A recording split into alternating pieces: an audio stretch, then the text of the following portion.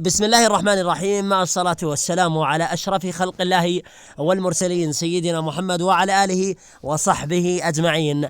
نطل عليكم من جديد من خلال هذا المقطع والذي سنتعرف من خلاله على طريقة إيقاف تشغيل الإشعارات التي تصلني من المجموعات، أن يقوم أي شخص بذكرك في تعليق أو يقوم بذكر الجميع في تعليق، بالتالي يصلك هذا الإشعار. كيف تقوم بإلقاء هذه الخاصية؟ هذا ما سنعرفه في شرح هذا المقطع بإذن الله تعالى. قبل البداية ما تنسوا الاشتراك بالقناة ووضع لايك للفيديو حتى يصل للجميع، وكتابة رأيكم وتجربتكم لهذه الحلقة بالتعليقات. نقوم بالدخول إلى فيسبوك، سنجد هنا هذا التعليق، هذا الإشعار الذي وصلني أنه تم ذكرك بواسطة أي شخص في تعليق في أي مجموعة، بالتالي سنجد أن هذا الشخص قام بذكر الجميع.